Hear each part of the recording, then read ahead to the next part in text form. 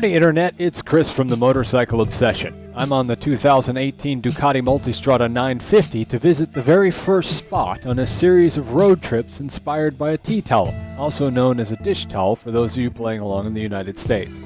If you've been following the Motorcycle Obsession for a while, you might be familiar with the story behind the Great Welsh Tea Towel Adventure. Many years ago, when I first moved to the United Kingdom, I was given a tea towel with a map of Wales. The map is kind of interesting because it's not interesting. The 65 villages, towns, and cities featured on it appear to have been chosen at random. It's not really a tourist map, nor a map of terribly significant places. It's just a map of, well, places in Wales. And my goal is to visit them all. Very first on the list is the West Wales coastal town of Aberaeron.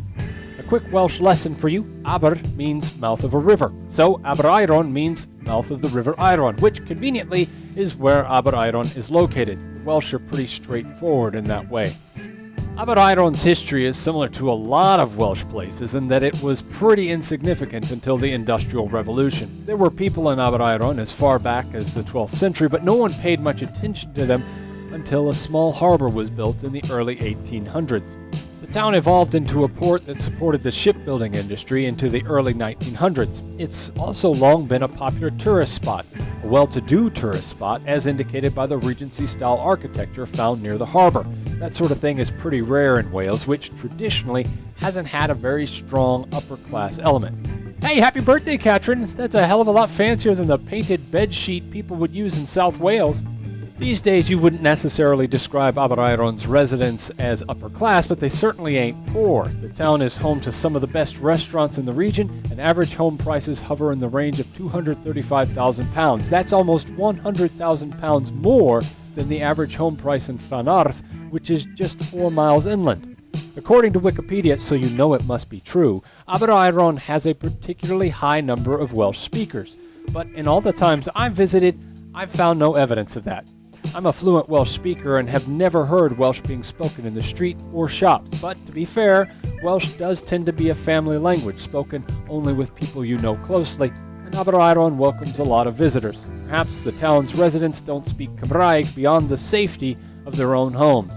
Outside those lovely homes, one of the town's most obvious features is Alban Square, which plays host to all sorts of events and festivals throughout the summer. For example, each August, Aberaeron hosts the Festival of Welsh Ponies and Cobs, which is why you'll see a prominent statue of a horse when coming into town.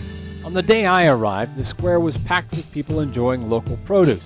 One of the best-known local products of Aberaeron is honey. You'll find honey ice cream served at the Hive on the north side of the harbor. As with any good small town, though, there's controversy here. I've had some locals tell me that the ice cream at nearby Zuko's is far better. Aberaeron isn't terribly easy to get to if you're in a hurry, but it's a great motorcycling destination surrounded by countryside and winding roads. Bring your patience, though, if you visit on a weekend. You'll be sharing those beautiful roads with a lot of lost tourists.